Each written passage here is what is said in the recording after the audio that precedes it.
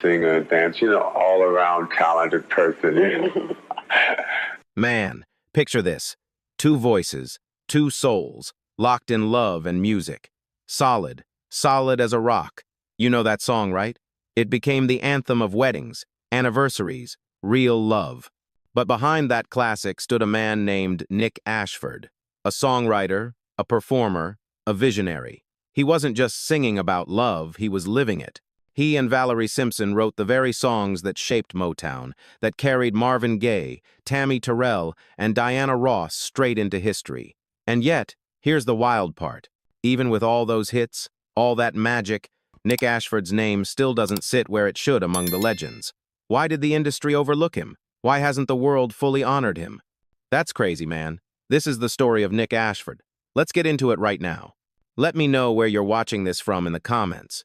Grab yourself a warm drink, maybe a cup of water or tea, sit back, and let's start this journey together. Man, before the world ever saw him rocking the stage with Valerie Simpson, before the fame, before solid, Nicholas Ashford was just a skinny kid trying to find his way in a world that didn't always seem built for him. Born in Fairfield, South Carolina, in 1941, Nick's early years were filled with the kind of challenges that could have broken a lesser spirit. His family didn't have much, you know. This wasn't silver spoons and easy streets. His father worked long, grinding hours, and his mother held the family together with pure grit. The Ashfords, like so many black families of that era, carried both the heavy weight of segregation and the quiet dignity of survival.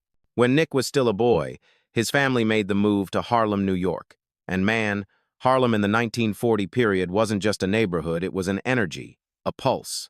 The remnants of the Harlem Renaissance still lingered in the air. Music poured out of churches, jazz clubs, and corner stoops. Gospel on Sunday morning, doo-wop on the block, jazz spilling out the basement windows at night. That's the soundtrack Nick grew up on, and it planted a seed deep inside him. Nick wasn't some prodigy who had everything handed to him. Nah, he struggled. School wasn't easy, money was always tight, and the idea of a career in music? That seemed like a dream too far. But he found refuge in the church. Man, those gospel choirs were everything. The way voices rose together, the way sound could heal a room, it hit him straight in the chest. That's where he learned the power of words, the power of a song to lift people up when they were hurting. By the time he was a teenager, Nick was already dreaming bigger than his circumstances. He tried his hand at different jobs, even thought about being a dancer at one point, but nothing clicked the way music did. He was searching, man. Really searching for his purpose. He hung around theaters, listened to records until they wore thin, and kept that spark alive inside. Harlem was tough, no doubt, but it also gave him something priceless, a front-row seat to creativity, resilience, and raw soul. In the early 1960 period, Nick found himself homeless for a spell, wandering the streets of New York, sleeping in churches when he had nowhere else to go. That's crazy, right? The same man who would later write songs sung by Diana Ross was once just trying to figure out where he'd lay his head at night. But here's the thing, he never gave up. He wrote poems, scribbled lyrics on scraps of paper, kept dreaming even when reality tried to crush him. That determination, that faith, would carry him further than anyone around him could have imagined. And then destiny walked into his life in the form of Valerie Simpson. Valerie was this talented young musician from the Bronx, classically trained on piano, with a voice that could cut through the noise. They met at Harlem's White Rock Baptist Church, a place that wasn't just about religion, but community, creativity, and connection. Nick came in looking for direction, and he found a partner in every sense of the word. She believed in him, she saw something in him that maybe he hadn't even fully seen in himself yet. Together, they started writing, experimenting, and building something that was bigger than either one of them alone. Looking back, it almost feels like fate. Two souls from different corners of New York, colliding in a church basement, pen in hand, heart on sleeve. They weren't famous yet. They weren't legends yet. They were just Nick and Val, two dreamers scribbling down lines that would one day become the soundtrack of love for millions. That's the wild part, y'all. From the Harlem streets to gospel choirs, from being homeless to finding his other half, Nick Ashford's early life was a lesson in resilience. Every hardship was shaping him, preparing him for what was coming. And if you listen closely, You can still hear echoes of that Harlem gospel fire in every love song he ever wrote. Man, it's crazy to think about it. The world would one day see him as part of this iconic duo, but at the start, he was just a young man with nothing but faith, hunger, and a dream that refused to die. Man, if you thought Nick Ashford's early life was wild, wait till you hear about how he and Valerie started cooking up hits for Motown. This wasn't just some side hustle. Nah, this was them becoming the heartbeat behind some of the greatest soul records ever made. And the crazy part? For years, most folks didn't even know their names. After meeting at White Rock Baptist Church in Harlem, Nick and Val started writing together. They weren't Ashford and Simpson, the stars, yet. They were two hungry artists with notebooks full of lyrics and melodies, hustling to get anybody to take a chance on their songs. Their first little taste came when Ray Charles recorded their tune Let's Go Get Stoned in 1966. That joint hit #1 on the R&B charts. Man, imagine that your first big break is a #1 with Brother Ray. That was like a stamp from the heavens. The industry started whispering, "Who are these kids writing this fire?" Those whispers traveled all the way to Detroit, straight into the ears of Motown. And y'all know Motown in the 1960 period wasn't just a label, it was a factory of legends. Marvin Gaye, the Supremes, the Temptations, Smokey Robinson, hit after hit after hit. If you got your foot in that door, you weren't just writing songs, you were shaping the culture. And Nick and Valerie? They didn't just get in the door, they kicked it open. Their pen game was unmatched. Together, they wrote Ain't No Mountain High Enough, originally recorded by Marvin Gaye and Tammy Terrell in 1967. Man, let me say that again, Ain't No Mountain High Enough. You can play that anywhere on the planet, and somebody's gonna start singing along. That song wasn't just a hit, it was a cultural anthem. It was about love, about faith, about believing no obstacle could break you. And it came from the minds of two young dreamers from Harlem and the Bronx. That's crazy. But they didn't stop there. Nah, they followed up with You're All I Need to Get By, another Marvin and Tammy classic in 1968. And then Ain't Nothing Like the Real Thing. Over and over, Ashford and Simpson delivered records that defined what soul music was supposed to feel like. Love songs that weren't cheesy, but powerful. Lyrics that felt like conversations between two people truly in love. That was their magic. They weren't just writing songs, they were writing testimonies. And the singers felt it. Marvin and Tammy turned those songs into pure electricity, but the DNA? That was Nick and Valerie's pen. Diana Ross later recorded her version of Ain't No Mountain High Enough in 1970, and it went #1 on the Billboard Hot 100. Think about that. The same song carried two different careers to new heights. And at the center of it all was Ashford and Simpson, still not household names, but already legends in the making. Inside Motown, they became known as the duo with the golden touch. They weren't flashy, they weren't trying to be front and center yet, but everybody respected their talent. Smokey Robinson once said Motown was about matching the right song to the right voice, and man, nobody did that better than Ashford and Simpson. They knew how to write for Marvin's smoothness, Tammy's vulnerability, Diana's glamour. They tailored every lyric, every melody, like a custom suit. But here's the thing, you know how people always say behind every great success there's someone who doesn't get the credit? That was Nick and Valerie. Their songs were topping charts, filling stadiums, playing at cookouts and weddings, and still, the average person didn't know who was behind them. That's the underrated part, man. Imagine writing the soundtrack to people's lives, and then walking down the street like any other face in the crowd. By the late 1960 period, Ashford and Simpson had written enough classics to retire if they wanted. But they weren't done. Nah, they were just getting warmed up. They had bigger dreams to not only be the pen behind the music, but the voices singing it. But make no mistake, their Motown era was their foundation. That's where they proved that love songs could be deep, spiritual, and revolutionary all at once. Think about it. The 1960 period was a time of civil rights marches, of communities fighting just to be seen as equal. And here comes these love songs, songs about unity, about devotion, about never letting go. They weren't just romance, they were resilience. They gave people hope when the world outside was hard. That's why those tracks still hit today.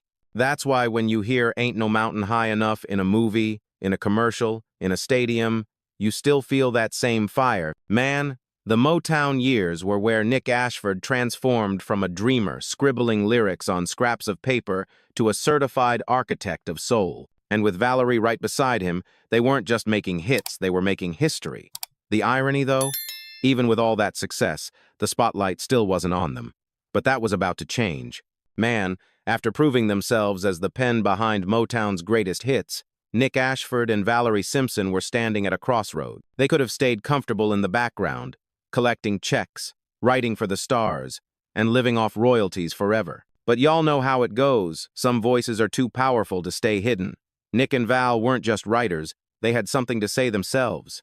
And in the early 1970 period, they decided it was time to step out from the shadows and into the spotlight.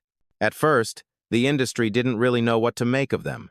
You had this tall, stylish brother with the flowing hair and deep presence, and this petite, classically trained pianist with a voice that could slice through a crowded room. They weren't packaged like the usual Motown act, but what they had was undeniable chemistry, both on stage and off. Their whole vibe screamed authenticity. They weren't trying to act like a duo, they were a duo, in love, in sync, every step of the way. Their early albums in the 1970 period, Gimme Something Real, 1973, I Wanna Be Selfish, 1974, and Come As You Are, 1976, set the tone. They weren't trying to chase trends. Instead, they leaned into what they knew best. Love songs that felt lived, in real, grown-up. Nick's baritone wrapped around Valerie's soaring vocals like a conversation between lovers. You could feel it, this wasn't just music. This was their marriage put on wax. And man, their stage presence? Wow. If you were lucky enough to see them live back then, you know what I mean. Nick wasn't just singing, he was preaching. He'd stand tall, eyes closed, hands reaching out like he was testifying in church. Valerie, meanwhile, was pure fire on the keys, commanding, elegant, and radiant. Together, they created an energy that was both tender and electric.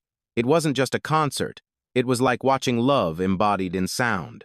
One of their early gems was Send It, 1977, which showed off their knack for blending soul with funk grooves. And then came Is It Still Good to Ya, 1978, an album that gave us the title track, a song later covered by Teddy Pendergrass.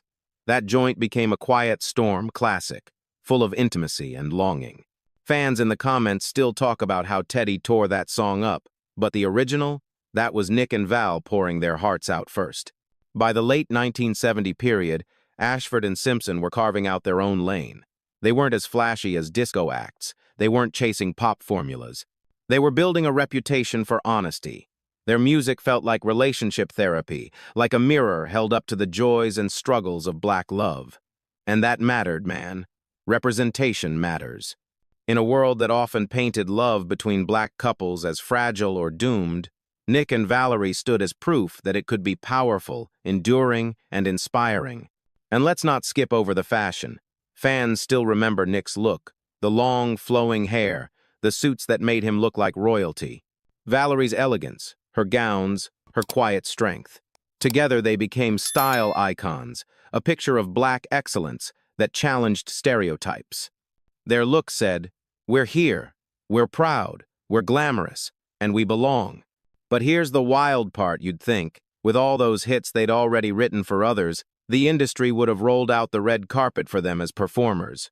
Nah, they still had to fight for recognition. Radio didn't always push their singles the way they should have. Award shows didn't always give them their flowers. They were always hovering between critical acclaim and commercial success, never quite getting the mainstream shine they deserved. And that's the underrated story right there.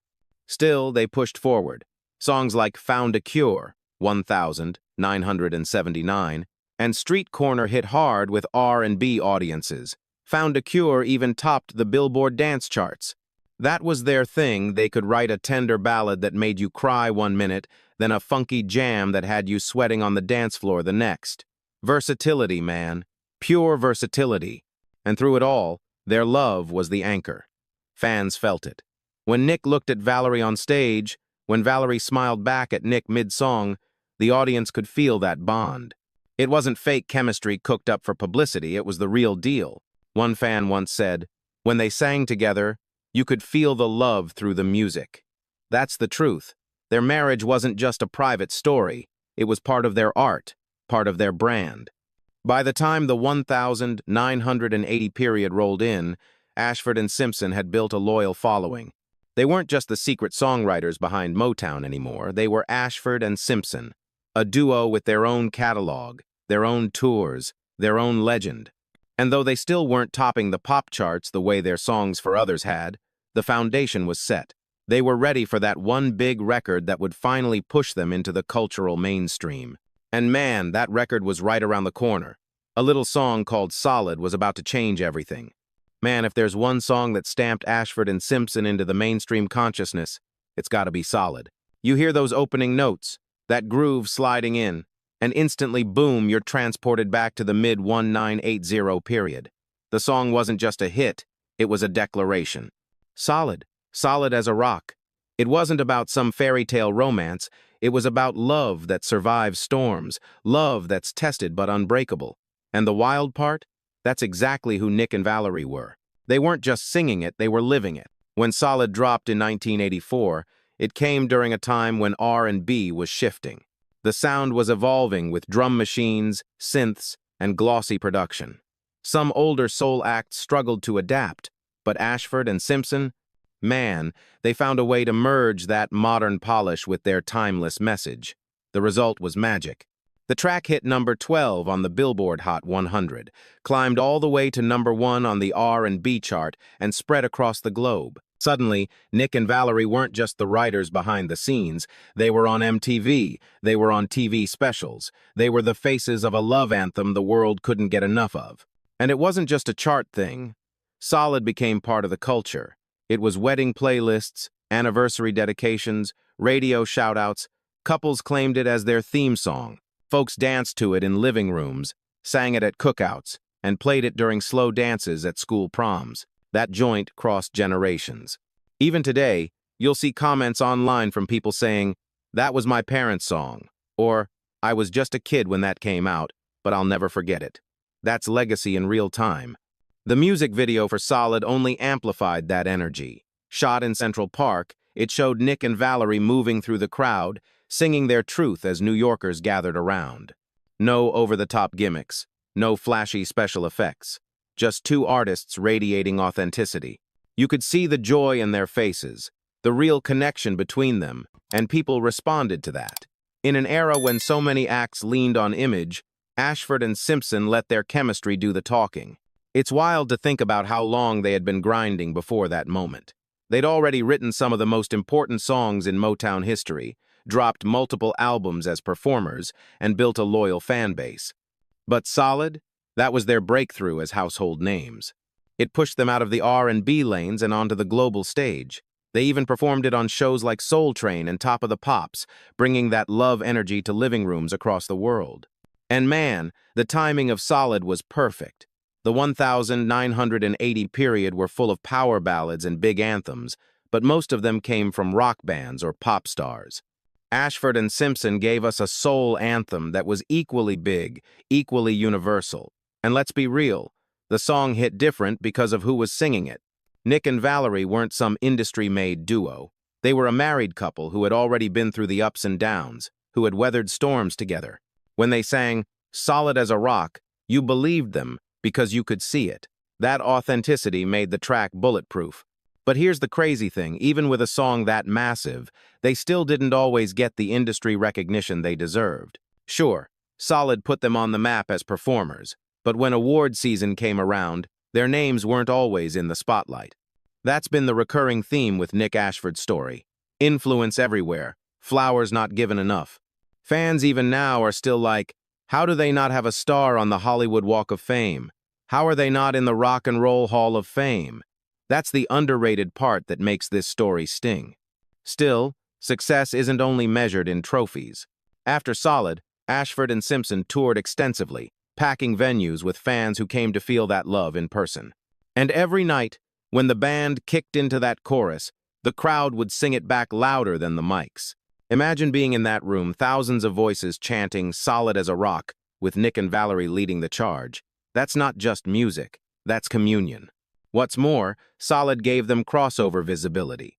They appeared on talk shows, variety programs, even commercials. Their style, their presence, became part of pop culture. Nick's flowing mane of hair, his regal vibe, and Valerie's poise on the keys, they were instantly recognizable. They were proof that black love could be front and center, celebrated, and broadcast to the world without compromise. Looking back, Solid was more than just their biggest hit. It was the culmination of everything they had been building toward since those Harlem church days. It was gospel roots meeting Motown craftsmanship, meeting 1,980 production, all wrapped in the truth of their relationship. It was them finally saying, "We're not just writers, we're not just background, we're stars too." And man, isn't that the underrated story in a nutshell? You can create legends for others. You can pen the soundtrack of an era. But sometimes it takes one undeniable hit to finally put your own name in the lights. For Nick Ashford and Valerie Simpson, Solid was that hit. It made them global, it made them iconic, and it made sure that no matter what, their love story would forever be tied to one of the greatest anthems of all time. Man, here's where the story gets even more interesting. Everybody knows Solid made Ashford and Simpson global, but what a lot of folks forget or maybe never knew is how much their presence spilled outside the music charts. These two weren't just singers and songwriters, they were cultural figures, showing up in film, TV, and even creating their own space for community through their famous spot, the Sugar Bar. Let's start with the cameos. Fans still remember seeing Nick and Valerie pop up on New York Undercover in the 1990 period. That episode, No Greater Love, had them performing right there on screen, blending fiction with real-life artistry. For younger viewers who maybe didn't grow up with their records, it was like discovering legends tucked into a gritty police drama.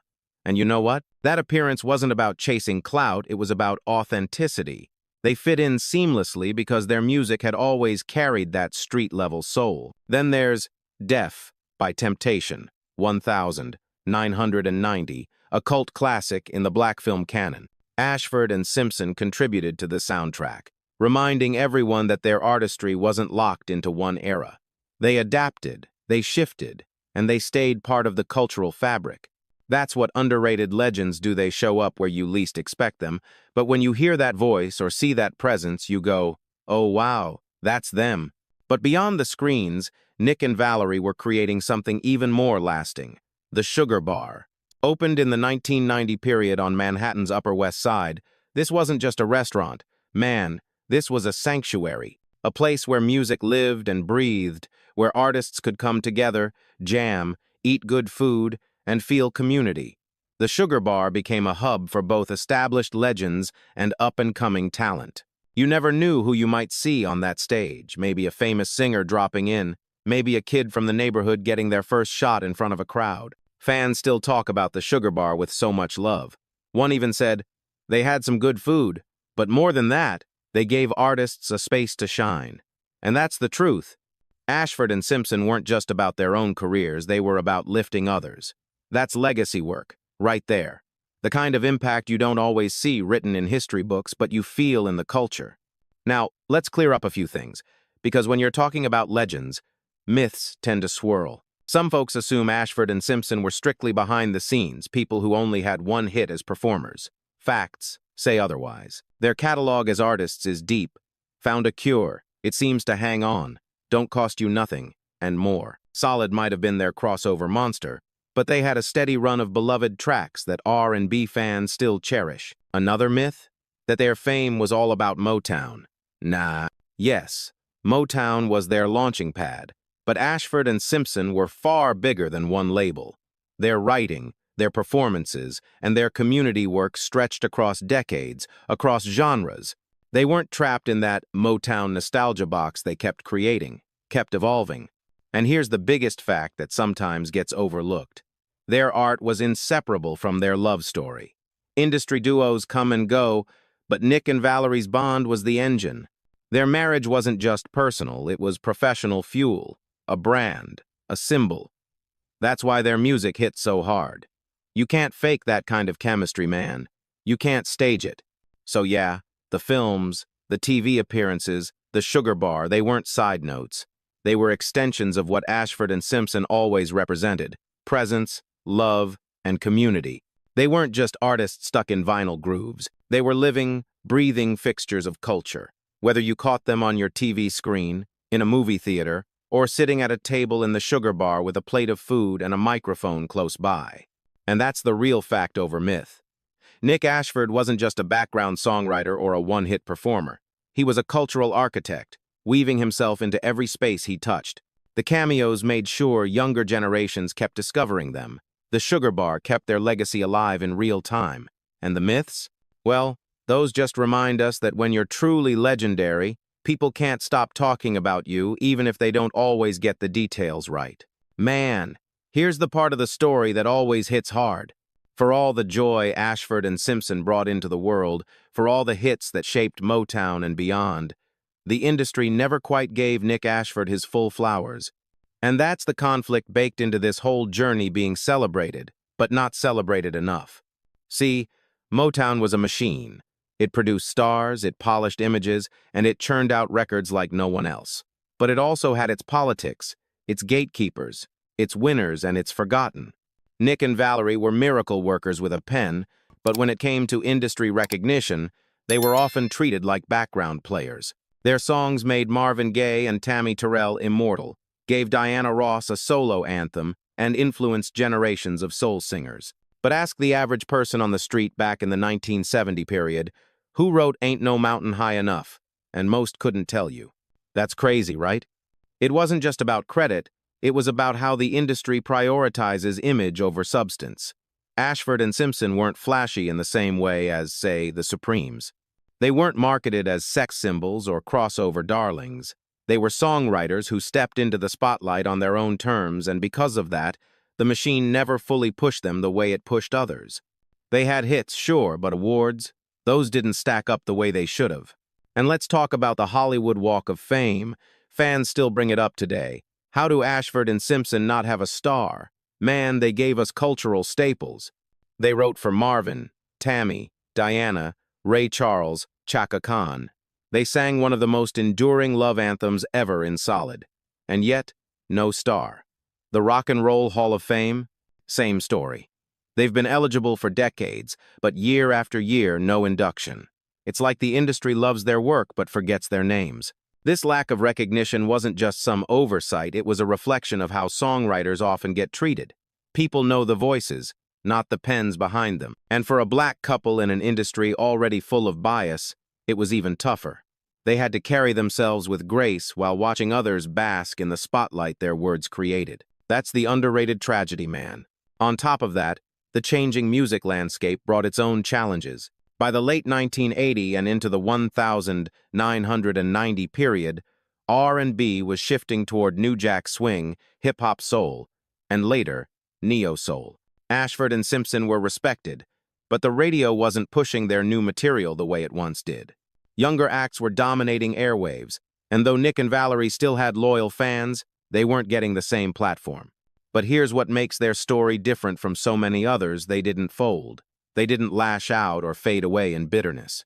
Instead, they created the Sugar Bar, a place where they could still pour into music and nurture new talent. That was their answer to being overlooked. Build their own stage, their own community, their own spotlight. Still, the tension remained. Imagine knowing you helped define the sound of Motown, that your lyrics are being sung at weddings, in movies, in commercials worldwide, and yet you're not on that walk of fame, not in that hall of fame. That gap between contribution and recognition is what makes Nick Ashford's story not just inspiring, but bittersweet. It also weighed heavy on fans. To this day, people write online, "They should have had 2 stars by now," or "How is Nick Ashford not honored among the greats?" That frustration is part of why his legacy feels so underrated. The people know, the fans know, but the institutions, the official bodies of music history, somehow missed the mark. And that, man, is the conflict that shaped the later years of Nick's career. Not personal scandal, not wild controversy, but something quieter, something more cutting. The slow realization that sometimes the industry you gave everything to won't give everything back. Man, if the struggles for recognition weren't heavy enough, Nick Ashford's final years came with another battle, one he couldn't just write his way through. Behind the stage lights and the smiles, Nick was facing something deeply personal: his health. By the late 2000 period, Nick had begun quietly dealing with throat cancer. For a man whose entire life had been built on words and voice, that diagnosis hit like a cruel twist of fate. Think about it, this was the same man who gave Marvin and Tammy the lyrics that made them eternal, the same man who stood next to Valerie night after night singing about love being solid. And now, the very thing that carried his art was under attack. That's heartbreaking, man. Still, Nick was never one to fold under pressure. Even as he underwent treatment, he kept showing up. Fans would still see him at the Sugar Bar, sometimes thinner, sometimes softer spoken, but always present. He made sure the community space he and Valerie had built stayed alive. That's strength, you know? To keep pouring into others when you're running low yourself, that's real courage. Valerie stood by his side through all of it. Their love, the same love they sang about for decades, became even more visible. She was his partner on stage, in the studio, and now, in the hospital rooms. It was the kind of devotion you can't fake. When they sang about love surviving storms, this was the storm. And they were still standing together, hand in hand. But the illness took its toll.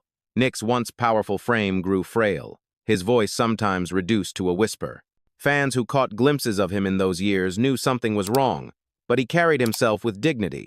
No dramatic announcements, no public pity, just quiet resilience. On the 22nd of August 2011, Nick Ashford passed away in a New York hospital at the age of 70. The news rippled through the music world like a shockwave. Even though he hadn't been topping the charts for years, his fingerprints were everywhere. Every time someone played Ain't No Mountain High Enough or Solid, that was Nick Ashford's spirit echoing. And suddenly, he was gone. The tributes poured in. Fans flooded comment sections, remembering the first time they heard Solid or how their parents danced to Marvin and Tammy's duets. Fellow musicians spoke about his genius as a songwriter, about how he and Valerie had given soul music its very language of love. People remembered not just his music, but his warmth. One fan wrote, "Nick was the coolest. I didn't know his face, but I knew the music. That says it all. His art outlived his fame, but in the end, the art is what really matters." Valerie carried the torch, even through her grief. At memorials and later performances, she spoke about Nick not just as her husband and partner, but as her soulmate. The love that had been so visible on stage was now the love she carried alone, but she carried it with pride. For her, every performance became a tribute, every note a memory. Nick's passing also reopened the conversation about recognition. Fans demanded again, why isn't Ashford and Simpson in the Rock Hall? Why don't they have their star? People wanted to see him honored properly, to make sure his name would not fade. In a way, his death reminded everyone just how much he had given, and how much the world owed him back. And that's the bittersweet part, man. Nick Ashford left this world the same way he lived in it, gracefully, lovingly, quietly underrated. He didn't chase scandals or headlines. He poured himself into music, into Valerie, into community. And when the end came, it wasn't just the loss of a singer. It was the loss of a poet of love, a man who turned everyday devotion into timeless anthems. Even now, you can't listen to Solid without feeling the weight of his story. The line, "Nothing's ever gonna stop us now," hits different when you know Nick was fighting until the very end. His body may have given out, but his words, his songs, his spirit, they're still here, as strong as ever.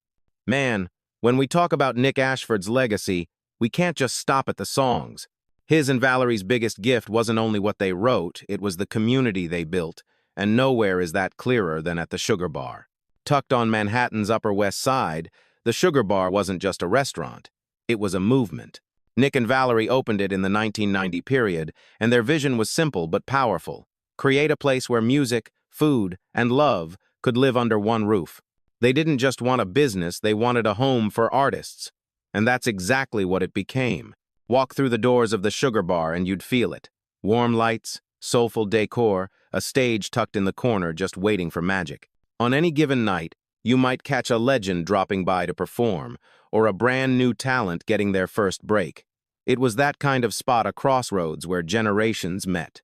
People didn't just come for dinner. They came for an experience, a taste of what Ashford and Simpson had always stood for. Love and music intertwined. Even after Nick's passing in 2011, Valerie made sure the Sugar Bar kept thriving. For her, it wasn't just about keeping the doors open, it was about keeping Nick alive through the music. She often said that when she's at the Sugar Bar, she feels his presence, feels him smiling down, and man, you can see it. Valerie on stage, still at the piano, still singing those songs, they land differently now. Every note carries memory. Every lyric is a love letter to the man who stood beside her for decades. The Sugar Bar also became a pilgrimage spot for fans. People who grew up on Solid or who danced to Marvin and Tammy's duets would come through just to soak in the vibe, maybe catch Valerie performing, maybe just to be in the space Nick helped build. It's not just a restaurant, it's a living, breathing piece of history. And that's the beauty of it. Some artists leave behind platinum records and awards, but Nick left something more tangible, a space where music could keep blooming long after he was gone. The Sugar Bar is proof that legacy isn't only about what you did, but what you made possible for others. Valerie understood that. She turned grief into fuel, keeping the flame alive not just for herself, but for everyone who still believes in the power of soul. Man, the thing about Ashford and Simpson is this. Even if you don't know their names, you know their songs. That's cultural impact on another level. Their words and melodies became part of the DNA of soul, R&B, and pop music. And the crazy part? Those songs keep finding new life, generation after generation. Take Ain't No Mountain High Enough. First, a duet for Marvin and Tammy in 1967, then a soaring solo anthem for Diana Ross in 1970, then covered and sampled countless times since. Every new version carries a piece of Nick Ashford's pen. Same with You're All I Need to Get By, Mary J. Blige and Method Man flipped it into a hip-hop classic in the 1990 period, introducing it to a whole new audience. That's what timeless songwriting looks like, elastic, adaptable, never losing its power. And it's not just covers. Their influence runs deep in the way R&B love songs are written.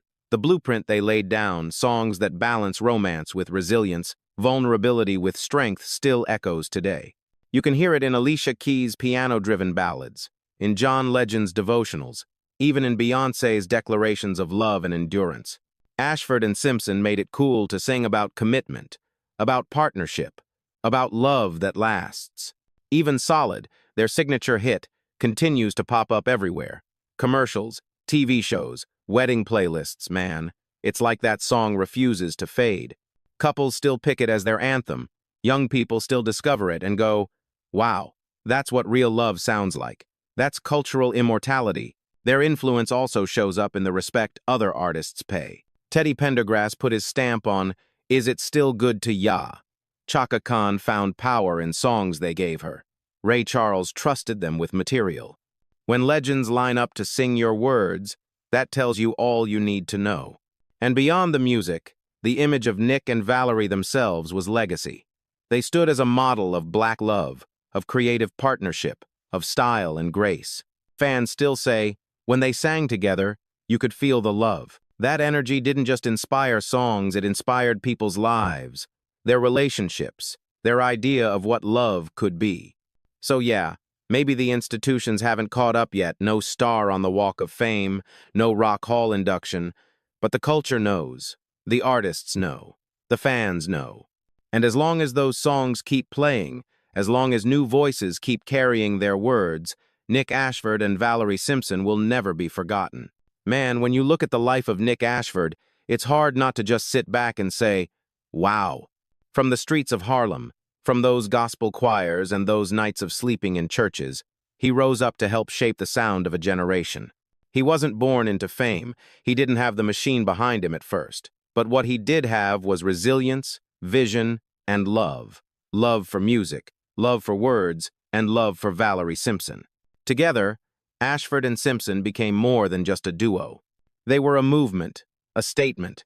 Their pen gave the world songs that still ring out Ain't No Mountain High Enough, You're All I Need to Get By, Reach Out and Touch, and so many more. Their voices gave us Solid, a love anthem that outlived the 1980 period and still fills dance floors and wedding halls today. And their presence gave us a model of what it looks like when black excellence, partnership, and creativity walk hand in hand. But here's the crazy part.